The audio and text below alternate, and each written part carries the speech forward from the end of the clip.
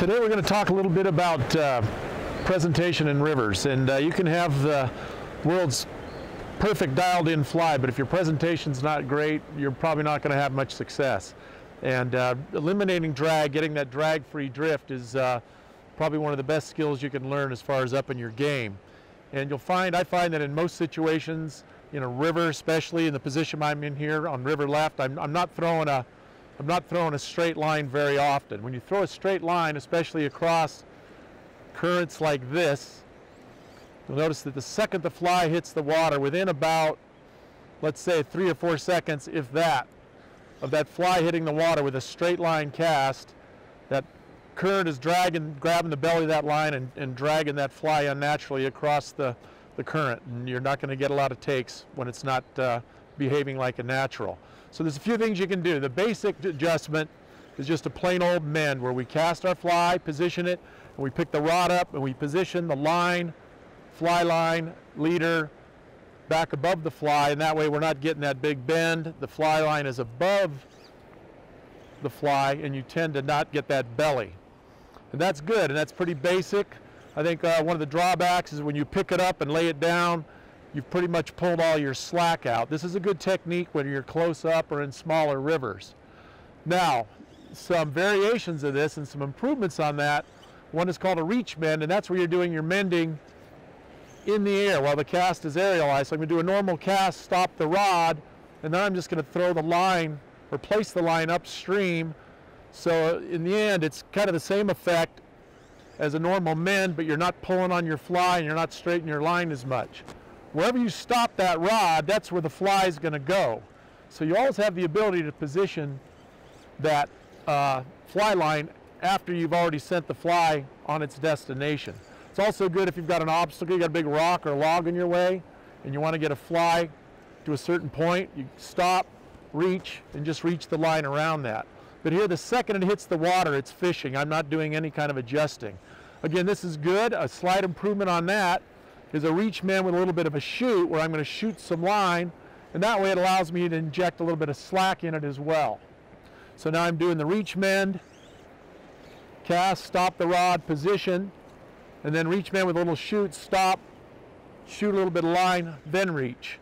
And again, that's going to give you a little more slack, and that's going to allow that fly to drift more naturally before it gets grabbed by that drag and starts acting like a little water skier. Okay, another variation here is what they call a pile cast. Again, we want that fly to land on the water with as much slack in the leader and the line as possible so it doesn't get grabbed and pulled immediately.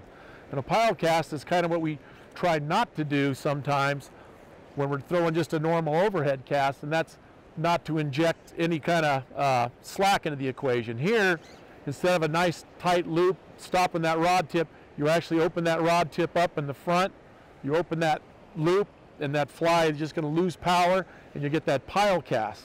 Again, normally when we're teaching, we're saying, hey, that big pile line in front of you is not a good thing.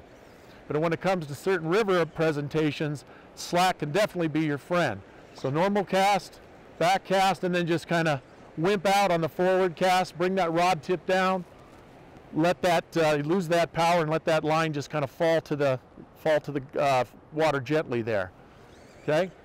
And then another one, actually, that I like sometimes is just a good old roll cast. Often we use a roll cast only when we don't have the ability to do a forward cast because we got vegetation or something behind us.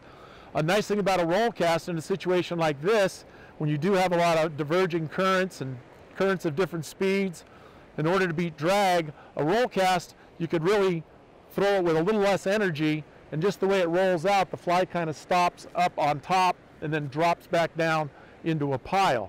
So I'll even roll cast sometimes where it typically doesn't call for that.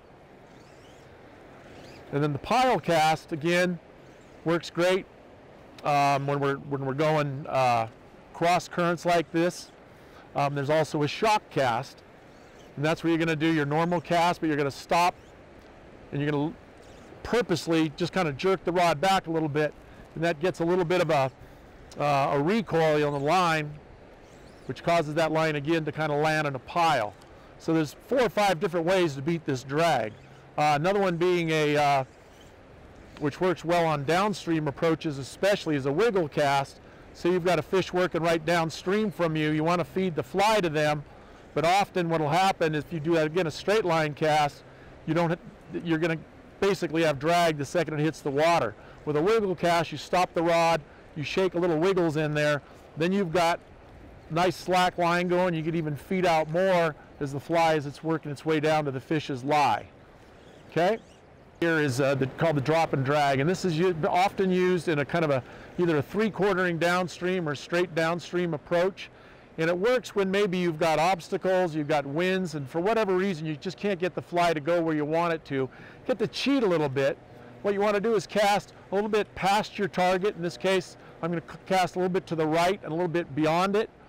And then I'm going to pick it up. I actually pick up my fly line, align the fly now to my target, and then just lay the rod down and feed the fly into the fish. So I'm going to cast out beyond my target, let the fly settle a little bit, pick the line up, and then just eyeball it, get it right in that foam line or in that seam, lay the rod down, lay the line down, and then you can drift that fly nice and drag free right into the fish. And again, really on windy days is probably where this comes in the most handy, where you just don't have the control, is you have the ability to just get the fly on the water and then just kind of manually direct it to where you want it to go.